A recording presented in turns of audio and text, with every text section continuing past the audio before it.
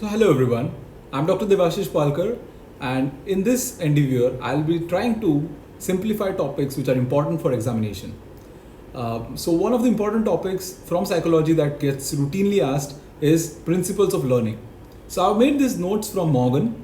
I'll just try to simplify what is learning in this short video. So let us start with what is learning. So learning is basically any relatively permanent change in behavior that occurs as a result of practice or experience. The two main important words in this are it occurs as a result of practice or experience. So it is not due to maturation or biological growth. Now moving on to classical conditioning. Classical conditioning was given by Pavlov, so it is also called as Pavlovian learning. Also it is called as respondent learning. Why it is called respondent learning? It's because here the person who is learning, he is merely responding to the stimuli. He is not actively doing it, he is just responding to the stimuli. That is why it is also called as respondent learning. Now, to imagine classical conditioning, just try to recall the famous experiment which Pavlov did with his dog. Now, it is a natural response for a dog to salivate when it is given food. Now, what happened was that Pavlov started producing the sound of a bell and then he offered dog food. Now, over a period of time, the sound of the bell and the sight of the food, they got paired together, and over a period of time it was observed that merely by the presence of the sound of the bell, the dog was able to produce a salivatory response which was originally associated with only with food. Now in this experiment, food is the unconditioned stimulus. Why it is unconditioned stimulus? Because it is capable of generating a response on its own. It is capable of producing salivation in the dog on its own. Whereas bell is the neutral stimulus. But because it got paired with the unconditioned stimulus, that is food in this case, it became conditioned. And it also started producing a response, which is called as the conditioned response. Simple? Clear है? हिंदी में वापस से एक बार समझाता हूँ. पहले food दिया, food की वजह से सलाइवेटरी रिस्पॉन्स आया. अब बेल का साउंड प्रोड्यूस किया, उसके बाद फूड दिया. Then over a period of time bell के साउंड से ही सलाइवेटरी रिस्पॉन्स जनरेट हुआ. Therefore, bell is the conditioned stimulus, and bell की वजह से जो response आया salivation में, that is the conditioned response. Now, some experiments have also produced results wherein the conditioned response might be different from the unconditioned response. Alright, so that is important to remember. Now, what are the theories that explain classical conditioning? क्यों होता है? So there are two main theories. One is the stimulus substitution theory, and the other is the information expectation theory. Now, stimulus substitution theory states that merely by pairing the conditioned stimulus and the unconditioned stimulus, it leads to a capacity to substitute. यानी कि just because conditioned stimulus, for example bell, unconditioned stimulus, for example food के साथ बार बार associate हो रहा है, the dog learns to substitute it as an unconditioned stimulus, and therefore it provides or produces a similar response. The other theory is that it is information and expectation. For example, over a period of time, dog learns that after the sound of the bell, he is going to be rewarded with food. So this is based on the cognitive model of learning and the reward and expectation, which is the behavioral aspect. So because of this, the dog learns to generate a response, and that's why this is the information and expectation theory. Now, important thing to remember is this chart. Whenever you're describing about classical conditioning, don't forget to draw this chart. To simplify this chart, what does it suggest? If you look at the x-axis, it indicates the number of trials. If you look at the y-axis, it indicates the strength of the conditioning. Now it is observed that as you continue to pair the conditioned stimulus and the unconditioned stimulus together, the strength of the conditioning goes on increasing. ठीक है ना? So जितनी भी बार bell के sound के बाद food मिलेगा dog को, this strength of the conditioning, that is the ability to produce a conditioned response, will keep on increasing. Now it will keep on increasing, the slope of the graph will keep on increasing. But in this experiment, if you suddenly stop producing food to the dog after the sound of the bell, then over a period of time क्या होगा कि this strength of conditioning goes down. आप सिर्फ bell बजा रहे हो, उसे खाना नहीं दे रहे हो, then the strength of conditioning will keep on going down. Until a point is reached wherein the sound of the bell will not produce any sort of response. The salivation will stop. Now, the important question to be remembered and will be asked to you if this is called forgetting, then the answer is no. This is not forgetting. This is just a period of extinction. Why? Because if you start giving the dog food again after a period of some rest, then you'll observe that the dog is able to produce the similar salivatory response. And the strength of conditioning will not start from 0. It will start from say +2 +5. So this period is called the amount of spontaneous recovery. On the y-axis, if you look at it carefully, then this is the amount of spontaneous recovery. The dog, because it had learned to produce this response, some amount of learning was left. And this is why this is important in classical conditioning, that extinction is not the same as forgetting. Now let us look at what is stimulus generalization. So stimulus generalization means that the conditioned responses occur to stimuli that have never been paired with a specific unconditioned stimuli, but they occur just because they are similar to the original conditioned stimuli. यानी कि एक ऐसा stimulus जो आपने produce किया जो कि पहले के कंडीशन स्टिमुलस के सिमिलर था, then there are very much chances that this stimulus will also produce a conditioned response. For example, अगर बेल के साउंड की जगह if you started ringing something else which had a similar musical quality as that of a bell, then the dog will respond even to that kind of sound and the salivatory response will be produced. This is stimulus generalization. इसका classic example हमें देखने को मिलता है phobias में. For example phobia में एक बच्चा है who is afraid of a white fluffy dog. So what happens is that because he is afraid of this white fluffy dog, he will start to be afraid of anything which is closer to this white fluffy dog. For example, वो एक white bearded man से डरने लगेगा. He'll be afraid of the blanket which is white and fluffy. So this is how one stimulus got generalized and it produced a similar kind of response. पहले बच्चे को सिर्फ white fluffy dog से डर था, but now he is even afraid of white bearded man and he's also afraid of the white fluffy blanket. So this is how many of the phobias get formed. Then another important thing to be remembered in case of classical conditioning is discrimination. Discrimination का easy English meaning है ability to discriminate, ability to form one response to one stimulus and another response to another stimulus. Classic example लेंगे हम. अगर bell के sound के बाद dog को food produce किया गया तो there will be a condition response which will be of salivation. But for example अगर क्लैप के साउंड के बाद डॉग को फूड नहीं मिला, then the dog will over a period of time learn to discriminate between the sound of a bell and the sound of a clap. So after the sound of the bell, he'll produce the response of salivation, but after the sound of a clap, there will be no response of salivation. So this is how discrimination gets produced.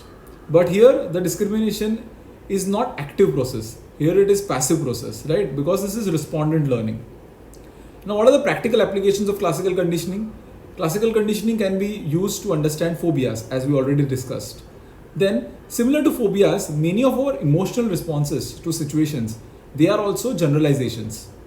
अगर हमने एक situation में एक emotion produce करना सीख लिया है, then it is very likely that in some other situation which will be similar, will produce a similar response. For example, अगर हमें एक टेस्ट में एंजाइटी की वजह से डर लगता है and our hands start trembling, then whenever we'll be exposed to another anxiety provoking situation, we'll produce a similar response of trembling. So this is an example wherein our emotional responses, our behavioral responses, they are also generalized. So this technique can also be used for behavioral modifications as well, because as we saw by extinction and alteration, the responses can be changed. For example, alcohol use disorder की बात करें, so many patients of alcohol use disorder, they report that merely by the presence of the alcohol bottle, it produces a response of craving in them, right? But if that bottle is not available in their environment, then the craving will not happen. These kind of things which produce craving, they are called as paraphernalias. So it is very important when you are treating a substance use disorder to remove these paraphernalias, right? So these are the practical applications of classical conditioning. Now moving on to instrumental conditioning, which is also called as operant conditioning or B.F. Skinner's conditioning. Now instrumental conditioning is important because here the action of the learner is instrumental in bringing the environmental change. How is it different from classical conditioning? Classical conditioning में there is no active participation from the dog or from the learner. But here there is active participation from the learner. Important thing to be remembered in instrumental conditioning is reinforcer. Reinforcer का मतलब ये है कि an environmental event that is a consequence of an instrumental response and that makes the response more likely to occur again. That is reinforcer. We'll see it with the help of example to make it clear. For example, एक office है, ठीक है ना? So there is one office wherein the employees keep making mistakes again and again, and the boss keeps shouting abuses at them. You know, common bosses है, शायद आपके HODs से भी आपको similar हो सकता है. You know, they keep on shouting at you so that you do not repeat the mistakes. Now sometimes this boss also goes on and slaps them or throws them out of the office and even cuts their holiday. But when they do something good, he gives them a bonus and stops abusing them. Now important things highlighted here, they are the important things in instrumental conditioning. For example, the boss going and slapping them or throwing them out of the office is an example of punishment. Then the boss cutting their holidays is an example of omission of reinforcement, because holidays उनके पास पहले से allotted थी and he took them away because they committed mistake. Now why he took them away and why he slept? Because his intention was to decrease the likelihood of undesired response. He wanted the chances of mistakes being repeated to be decreased. So understand, punishment and omission of reinforcement, उनका काम क्या है? It decreases the likelihood of undesired response. On the other hand, when they did something good, he gave them a bonus and he stopped abusing them. So giving someone a bonus, that is positive reinforcement. You are rewarding them with something. So that is positive reinforcement, and you are stopping the abuse that you were continuing. So that is negative reinforcement. So what positive and negative reinforcement did was that it increased the likelihood of the desired response. That is ability to do good work. The boss wanted them to do good work, so he gave them reinforcements. Positive reinforcement was giving them a bonus, and the negative reinforcement was stopping abuses. Now let us look at examples of positive reinforcement which are mentioned in Morgan. So Edward Thorndike's cat in a puzzle box experiment that you have to mention. So Thorndike put cat in one of his boxes, and the boxes had a lever which the cat had to pull, and whenever the cat pulled the lever, food was produced to it. So initially क्या था experiment में कि cat को freely roam करने दिया उस box में, and then accidentally the cat just pulled at the trigger and the food was produced. Now immediately this learning did not happen, but over a period of time the cat understood that whenever the lever was pressed, the lever was pulled, the food was produced to it. And over a period of time you will see that the number of responses, the cumulative responses started increasing, and whenever the cat pulled the lever, food was provided to it. Also B.F. Skinner did similar experiments with rat and pigeon. Now he produced a chamber which was called as the operant chamber, from which the name operant conditioning has been derived. So over a period of time what happened is, whenever rat pressed on the lever in the operant chamber, it was awarded or rewarded with food. Now these food pellets acted as a positive reinforcer. Positive reinforcer का काम क्या था? It increases the likelihood of the desired response, and desired response in this case was lever pressing action. So rat was trained to press the lever. How it was trained? With the help of positive reinforcement. So in case of positive reinforcement, what happens is that over a period of time to response decreases. Time to response यानी एक बार cat ने learn कर लिया कि liver खींचने से it is getting food. So then subsequent attempts were made at a quicker time. Also, the rate of response increased and the cumulative responses also started to increase. So this is the example of positive reinforcement. Then when you talk about reinforcement, you also have to talk about shaping or method of successive approximation. So this is teaching a chain of simple responses leading to a final response. For example, अगर आपको वो rat को experiment में अच्छे से train करना है fast rate पे, so what you will do is, for each step of the rat closer to the lever, you will reward him with food. एक step closer लिया और एक बार आपने food produce किया, अगर स्टेप गलत लिया उसने, for example lever was suppose to be going in this straight direction but instead the rat went away, then the rat was not rewarded with food. But every time rat tried to approach the direction of the lever, it was rewarded. So उससे क्या हुआ, उसका एक direction मिला and then the rat approach the lever and when the lever was pressed again the food was delivered to it. So this is known as shaping or method of successive approximation. Also sometimes in the case of operant chamber, classical conditioning can be used. For example, जो pigeon का experiment था, pigeon and operant chamber वाला experiment था. So what happened in this case was that pigeon के साथ pigeon had to press with the help of his beak, he had to press the button. Now whenever a button was pressed, the food was delivered to it. Now Skinner ने क्या किया कि not just the button but उसके साथ उन्होंने एक light लगा दी. So every time before the food was delivered and after the bird pressed the beak on it there was light, और उस लाइट के बाद फूड प्रोड्यूस होने लगा. So over a period of time this light also became associated with food just like we saw in the classical conditioning. So it increase the chances of responding, it increase the number of responses. So use of classical conditioning method with operand. For example, in case of operant chamber of pigeon, food was an unconditioned stimulus. Light in the key acted as a conditioned stimulus, and pecking the hole was a reinforced response. So what is primary reinforcer and conditioned reinforcer? Primary reinforcer is something that is naturally able to elicit a desired response. For example, अगर कोई आपको gift देगा, तो naturally आप खुश होंगे, you'll be motivated to work harder. But every time it is not possible to give gifts to someone because then we'll run out of gifts. So what we do generally is that rather than something concrete, we do something abstract. We praise people. आप तारीफ करोगे कि अरे यार बहुत अच्छा सिखाया, अरे यार बहुत अच्छे से काम किया. तो this itself acts as a reinforcer, but this is conditioned reinforcer because the stimuli become conditioned reinforcer when they are paired with the primary reinforcer.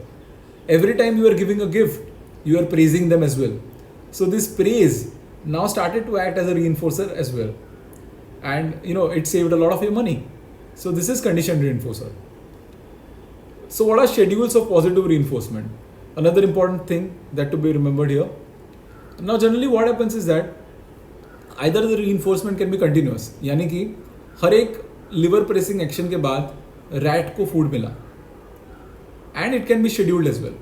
In case of scheduled, it can be fixed or it can be variable. Schedule का मतलब ये है कि fixed interval पे आपको उसको मिलेगा या fixed ratio पे मिलेगा. For example, उसने अगर 10 बार liver press किया तो ही उसको food मिलेगा, या फिर every 5 minutes he'll be awarded with food. So this is fixed ratio, and the second that I described was fixed interval. Similarly, it can be variable ratio and variable interval. Variable यानी कि for example पहले आपने 5th trial पे दिया उसको food, उसके बाद आपने 8th ट्रायल पे दिया, उसके बाद आपने 14th ट्रायल पे दिया. उसी तरह से वेरिएबल इंटरवल्स रख सकते हो आप. For example you will be rewarding him with food after say 4 minutes, then again after 7 minutes, then again after 4 minutes, then again after 3 minutes. So there is a variability here. Now what has been observed is that whenever you do scheduling, then the chances of extinction they decrease and the number of cumulative responses they start to increase.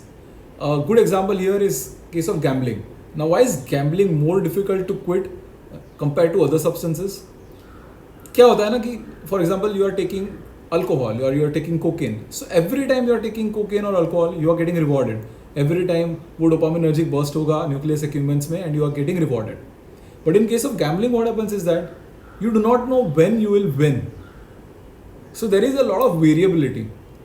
It is not fixed that आप हर बार जीतोगे. But आप जब जीतोगे तब आप बहुत ज़्यादा reward मिलने वाला है. So that will be a very huge dopaminergic firing, but you will keep on trying because you do not know what time you will succeed. But in case of substance use क्या होता है कि अगर आपने alcohol लिया, 2 बार लिया, आपको कोई रिस्पॉन्स नहीं मिला, आपको कोई किक नहीं मिली, 3 बार लिया, 4 बार लिया, आपको कोई रिस्पॉन्स नहीं मिला, कोई किक नहीं मिली, then it will happen that आप धीरे धीरे करके वो छोड़ दोगे या फिर you will start using another substance. Naltrexone जो हम देते हैं उसमें क्या करते हैं हम, naltrexone basically acts on the reward pathway, तो ओपियोइड्स को ब्लॉक करता है एंड जो सर्ज मिलने वाला होता है, जो रिवॉर्ड मिलने वाला होता है, it will not be generated. So over a period of time alcohol use decreases. But gambling में क्या होता है बिकॉज प्रायरली कंडीशंस ही ऐसी सेट है कि हर बार आप जीतने नहीं वाले, तो you keep on trying more. You feel that इस रिस्पॉन्स के बाद शायद मुझे रिवॉर्ड मिले, या फिर इस रिस्पॉन्स के बाद मुझे मिले, so you keep on trying. So that is why scheduled reinforcement, the chances of delaying the extinction are highest, and that too in variable it is much more higher compared to the fixed ratio and fixed interval. Then again here also we can see stimulus generalization. So greatest number of responses occur when the new stimulus is closest to the original reinforced stimulus, and this ability leads to discrimination or stimulus control of a behavior. Why it is called stimulus control of behavior? Because here the learner is active rather than in case of classical conditioning, wherein the learner was passive. Here the learner is active. So in operant conditioning, stimulus generalization explains how we can learn something in one situation and apply it to these similar situations. Example, imagine that parents punish their son for not cleaning his room. Alright, he eventually learns to clean up his messes to avoid punishment. Now instead of having to relearn the behavior at school, he applies the same principles he learned at home to his classroom behavior and cleaned up his messes before the teacher can punish him. Because cleanliness या messiness was something which was very closely associated at home as well as at hostel. So child को क्या लगा कि अगर वो hostel में जाएगा teacher उसे डांटेगी अगर उसने क्लीन नहीं रखा तो. Now ये क्यों लगा उसे? Because he had learned this kind of thing at his home, and this is how stimulus generalization plays a role in applying a same learned behavior in another new situation which is similar. Now let's talk about negative reinforcement. Now negative reinforcement में क्या होता है? There is a stimulus or an event which when its cessation or termination is contingent on a response, it increases the likelihood that the response will occur again. Remember, reinforcement का purpose यही है कि जो response मिल रहा है उसे आप likelihood of the response increase करोगे. यानी कि जो behavior मुझे चाहिए, for example, I want my colleagues or I want my juniors to work well. So either I'll give them a reward or I'll stop abusing them. When I stop abusing them, that is negative reinforcement. Alright. So there are two types of negative reinforcement which have been described. One is the escape learning and the other is the avoidance learning. एक rat के साथ experiment किया गया था. For example rat को एक chamber में रखा था wherein shock was delivered to rat. But if the rat jumped to the other side of the chamber, then the shock was not produced. So over a period of time, rat started learning कि जब shock produce होता है, he has to run and he has to go back to the other chamber wherein there is no shock. Also in this experiment, what extra thing was done was that shock should start होने से पहले एक buzzer press किया गया. Now buzzer press करने के बाद भी rat can cross to the other chamber, so he will be able to avoid the shock. Alright. So after the shock has been started, rat jumps to the other side, then he is merely escaping it. So that is called as escape learning.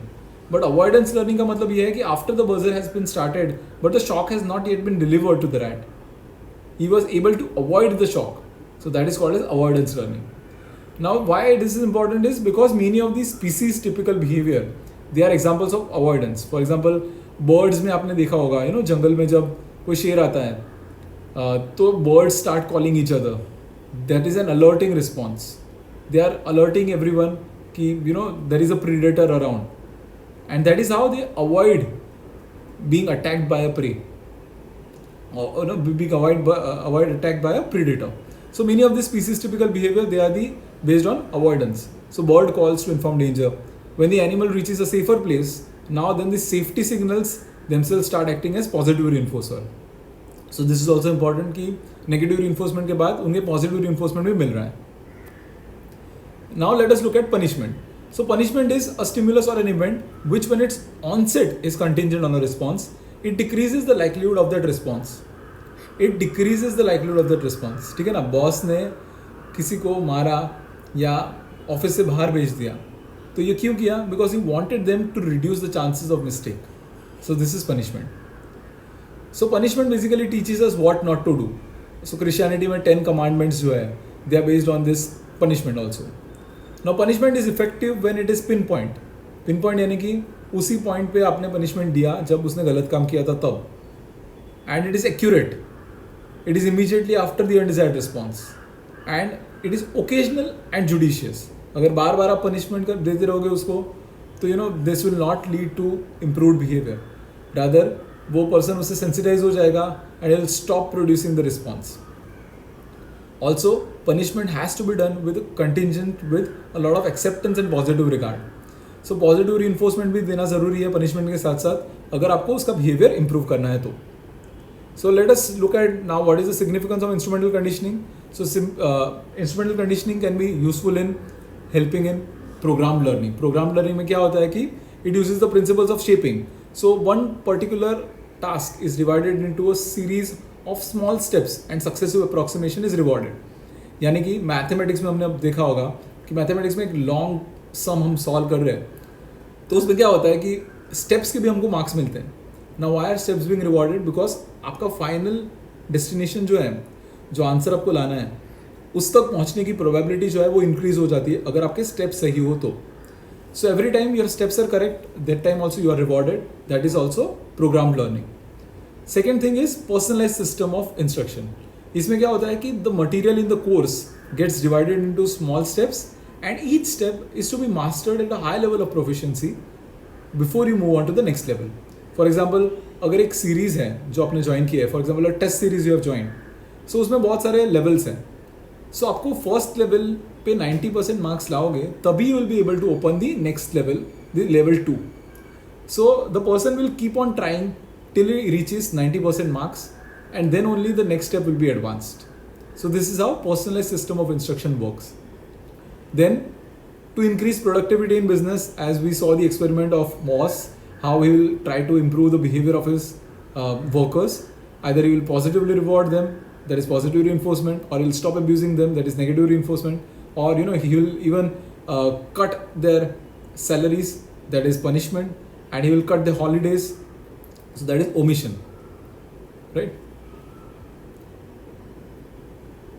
Also, this can be used in token economy in patients of chronic illness like schizophrenia, and also it can be used in behavior modification. So token economy में concept क्या है कि long term stay वाले जो patients होते हैं schizophrenia में, we see that they have more of negative symptoms, social withdrawal है, they are not taking care of their grooming and hygiene. So in this system what we do is, अगर वो grooming, hygiene adequately करेंगे, then we give them tokens.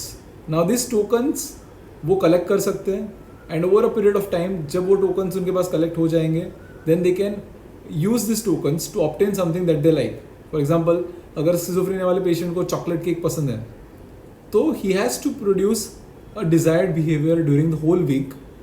उसे रोज़ नहाना पड़ेगा, तब जाके उसे एक टोकन मिलेगा. और अगर हफ्ते में उसने 5 टोकन accumulate किए तो you will get cake on the 7th day. So this is how token economy concept works. Also behavior modification, quitting bad habits. इसमें भी हम positive, negative reinforcements, punishment, omission, उस सब के concepts use कर सकते हैं. So basically this was what is instrumental conditioning. Just to give you a summary briefly, so we had positive reinforcement, we have punishment, we have omission of reinforcement and negative reinforcement. There is first a response. अगर वो response वो desired behaviour को increase कर रहा है तो that is either reinforcement, positive reinforcement या फिर नेगेटिव रीइंफोर्समेंट. अगर वो रिस्पॉन्स है जो डिजायर्ड बिहेवियर को कम करने के लिए है तो दैट इज पनिशमेंट और omission of reinforcement. For example, अगर वापस से एक बार एग्जाम्पल लेते हैं, एक बच्चा है, उसके पेरेंट्स हैं, बच्चा गलत काम कर रहा है, वो पेरेंट्स को रोकना है, उसे बच्चे को अच्छे काम को उनको अप्रिशिएट करना है. सो फॉर एग्जाम्पल, अगर बच्चे ने कुछ अच्छा काम किया तो उसे chocolate the, so that will be positive reinforcement. अगर बच्चे ने गलत काम किया तो उसे एक लाफा पड़ा, तो दैट इज़ पनिशमेंट. अगर बच्चे ने गलत काम किया तो उसे पहले दी हुई चॉकलेट वापस ले ली, so that is omission of reinforcement.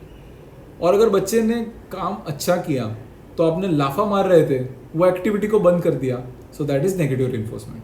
So this is basically how you need to remember and write in exam.